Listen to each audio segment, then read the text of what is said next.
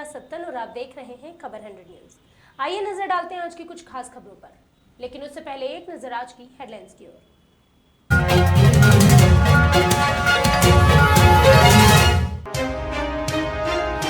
भोपाल में संपन्न हुई बीजेपी की बैठक। लंबे समय बाद बीजेपी की कार्य समिति की बैठक में शामिल हुए छोटे बड़े नेता कार्यकर्ता, जमकर हुई भाषणबाजी।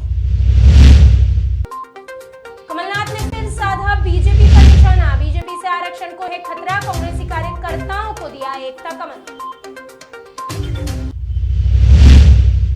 और 108 महंत रविंद्रपुरी का रतलाम आगमन। कहा अगर शास्त्र से नहीं समझते तो शस्त्र से भाषा समझाएंगे। प्रधानमंत्री मोदी की धार्मिक यात्राओं की सराहना।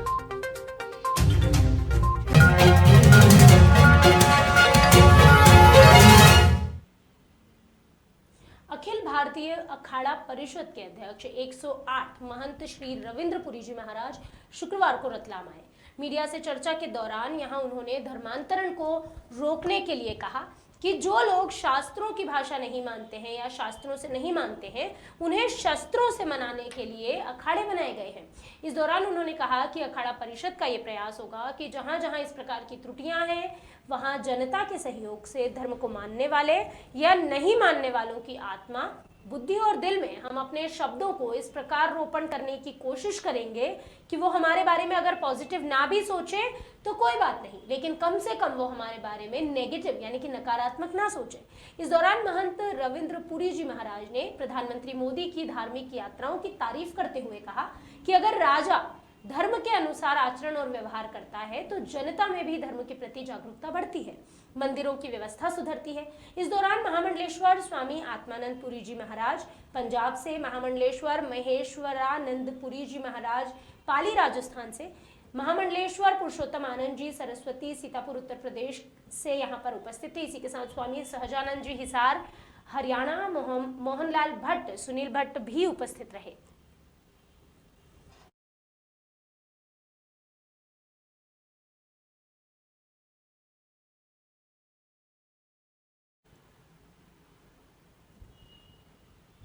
खरगोन जिले के ग्राम चोली में राष्ट्रीय सेवा योजना का 7 दिवसीय शिविर का आयोजन हुआ। राष्ट्रीय सेवा शिविर शासकीय महाविद्यालय मंडलेश्वर ने आयोजित करण न्यायालय मंडलेश्वर के पैरालीगल वॉलंटियर दुर्गेश राजदीप ने स्वयंसेवकों को संबोधित किया और विधिक साक्षरता और भारतीय संविधान की जानकारी दी। विशेष अतिथि एम्स महाविद्यालय धामनोद के राष्ट्रीय सेवा योजना कार्यक्रम अधिकारी योगेश पटेल ने इस दौरान कहा कि समाज सेवा से हम अपने व्यक्तित्व का विकास कर सकते हैं। इस दौरान समाजसेवी शिव कुमार राठौर, रामेश्वर कर्मा, जो एमआर शासकीय महाविद्यालय मंडलेश्वर के पुरुष कार्यक्रम अधिकारी डॉक्टर OS परिहार, महिला अधिकारी चेतना डॉक्टर मसाहिद खान, डॉक्टर जगदीश मुवेल सहित स्वयंसेवक उपस्थित रहे। राष्ट्रीय सेवा योजना ये बच्चों के व्यक्तित्व विकास का एक मार्ग बनाने का माध्यम है। ये 7 दिवसीय शिविर का आयोजन ग्राम चोली में आयोजित किया गया है। इसमें प्रतिदिन बच्चे बौद्धिक गतिविधि करते हैं, प्रभात फेरी का आयोजन करते हैं, श्रमदान करते हैं और इससे ये इन सब के माध्यम से अपने व्यक्तित्व में निखार लाते हैं। और यहाँ पे बहुत अच्छी गतिविधि आयोजित हो रही है। बिल्कुल बच्चे प्रातः 5:30 बजे उठ के जागरण करते हैं, प्रभात फेरी का आयोजन करते हैं, उसके बाद योग प्राणायाम आदि गतिविधियाँ आयोजित की जा रही है। इस शिविर के माध्यम से बच्चे बहुत कुछ सीखे जाएंगे और जाकर अपने घर परिवार में, समाज में, गांव में स्वच्छता का प्रचार प्रसार करेंगे।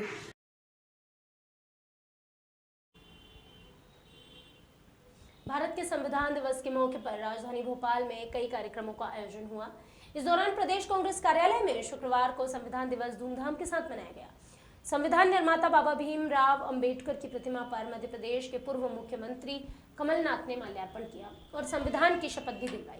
संविधान दिवस के अवसर पर पूर्व सीएम कमलनाथ ने बीजेपी पर तीखा प्रहार करते हुए कहा कि बीजेपी नेता संविधान में मिले आरक्षण के अधिकार को समाप्त करना चाहते हैं, खत्म करने का बयान देते हैं और बाद में जनता के दबाव में आकर उसे वापस ले लेते हैं।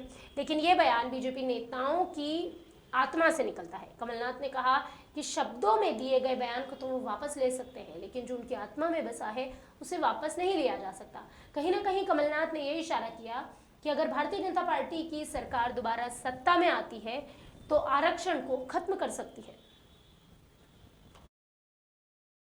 सबसे ज्यादा खतरे में है भारतीय जनता पार्टी के नेताओं की आत्मा की आवाज कभी निकल जाती है कि आरक्षण बंद करो, आरक्षण समाप्त करो, और तब उसका खंडन करते हैं। पर आप बोली हुई बात का तो खंडन कर सकते हैं, पर जो आपकी आत्मा की आवाज हो उसका खंडन नहीं कर सकते। तो आज ये सबसे ज्यादा हमारे ऊपर जिम्मेदारी है कि नई पीढ़ी को ये बात कैसे समझ आए। बहुत अंतर है, समय को कोई रोक नहीं सकता, समय को कोई रोक नहीं सकता। 30, 40, 50 साल पहले आपको याद है, नई पीढ़ी को नहीं पता कैसे छुआछूत, कैसे गांव में जो ये ढाने बनते थे, ये ढाने क्या कहेंगे आप लोग, हम तो ढाना कहते हैं, समझ गए ना, ढाना, जो ढाना बने थे ये अनछूते थे, जाति के लिए बने थे कि आप गांव के बाहर जाते रहिए। वो भी एक भारत था, पर हमारे सामने हमारी नींव थी, हमारे संविधान, हमारी नींव थी हमारी संस्कृति, जो जोड़ने की संस्कृति है, दिल जोड़ना, संबंध जोड़ना, हर समाज हर धर्म को जोड़ के रखना, यही भारत की संस्कृति है। इसलिए भारत एक झंडे के नीचे खड़ा, और इसकी रक्षा, इस संस्कृति की रक्षा आपने तो की, पर आगे आने वाली पीढ़ी इस रक्षा कैसे करे। भाजपा की प्रदेश कार्य समिति की बैठक शहर के मिंटो हॉल में जारी है। उसी बीच प्रदेश मीडिया प्रभारी लोकेंद्र पाराशर ने चर्चा करते हुए कहा कि प्रदेश कार्य समिति की बैठक भारतीय जनता पार्टी की एक परंपरा है। लोकेंद्र पाराशर ने कहा कि पूरी पार्टी एक परिवार है और परिवार वहां इकट्ठा बैठता है। आने वाले समय के लिए कई कार्य योजनाओं को इस दौरान तैयार किया जाता है। नहीं, देखो, भारतीय जनता पार्टी की प्रदेश कार्य समिति की बैठक ये रूटीन परंपरा है। राष्ट्रीय कार्य समिति होती है, उसके प्रदेश कार्य समिति होती है, क्योंकि ये पूरे एक परिवार है पार्टी। हमारा जो है परिवार की पार्टी नहीं है, पार्टी का परिवार है पूरा, इसलिए पूरा परिवार बैठता है, आगामी योजनाएं बनाता है, पिछली जो योजनाएं थी उनके क्रियान्वयन की समीक्षा करता है, और ठीक ढंग से वो आगे कैसे बढ़ सकती हैं इसकी सारी लंबी चौड़ी योजना बनती है, और उस पर जिम्मेदारी निर्धारित होती है कि आगामी दिनों में आगामी कार्य समिति से पहले क्या क्या काम होने हैं। किसानों का मुद्दा छाया नहीं रहा, किसानों की आय दोगुनी कैसी हो इसकी चिंता सदैव से भारतीय जनता पार्टी की सरकारें करती रही हैं, आज भी कर रही हैं। कृषि कानूनों को लेकर माननीय नरेंद्र सिंह तोमर जी ने बहुत साफ साफ कहा कि प्रधानमंत्री जी चाहते थे कि किसानों के कल्याण के लिए सारी योजनाएं लागू हों, लेकिन हम कहीं ना कहीं समझाने में सफल नहीं हुए, और कुछ ऐसे तत्व जो नहीं चाहते कि किसान इंडिपेंडेंट बने, स्वावलंबी बने, अपने निर्णय कर सके, और उसने भ्रम फैलाया। इस कारण से जो जनमत था उसके अनुसार निर्णय लिया।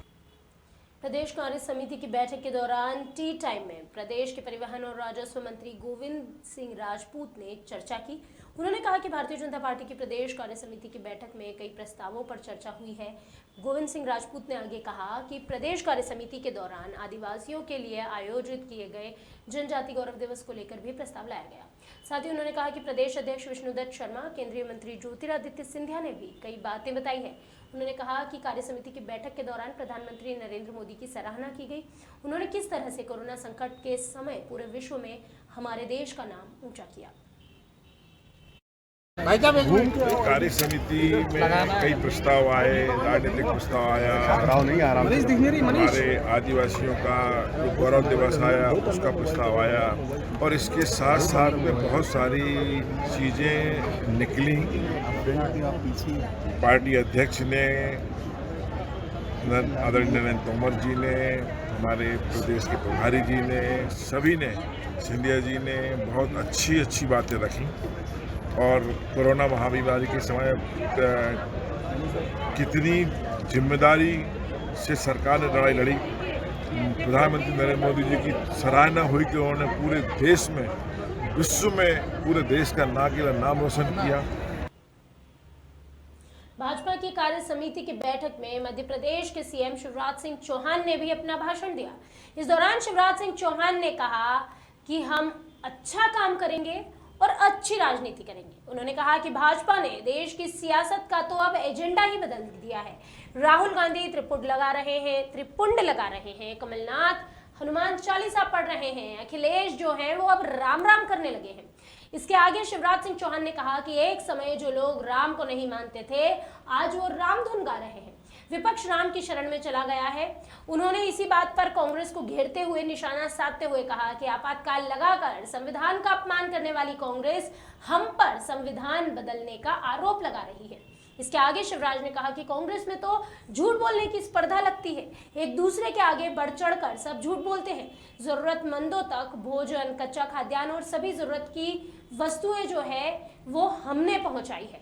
शिवराज सिंह चौहान ने अपने भाषण में केंद्र और राज्य सरकार की योजनाओं की, उनके कार्यप्रणाली का जिक्र करते हुए जमकर तारीफ की और अंतिम इकाई में बैठे कार्यकर्ता को भी उनका साथ देने के लिए धन्यवाद दिया। जो पानी पी पी के पोसते थे हमें, वो आज सड़कों पर राम कमलनाथ जी हनुमान चालीसा का पाठ कर रहे हैं। संकट कटे मिटे सब पीरा, जो सुने हनुमान जी भी पानी पी कृपा करते हैं। राम राहुल गांधी त्रिपुंडी लगा रहे, ये एजेंडा बदल के रख दिया भारतीय जनता पार्टी ने। अखिलेश यादव राम राम जय श्री राम, राम के बिना पार नहीं। यह ऐतिहासिक परिवर्तन हुआ है देश की राजनीति। अभी के लिए बस इतना ही, लेकिन खबरों का सिलसिला लगातार रहेगा जारी। अगर आप रहना चाहते हैं हर वक्त अपडेटेड, देखते रहिए खबर 100 न्यूज, जनता की बुलंद आवाज।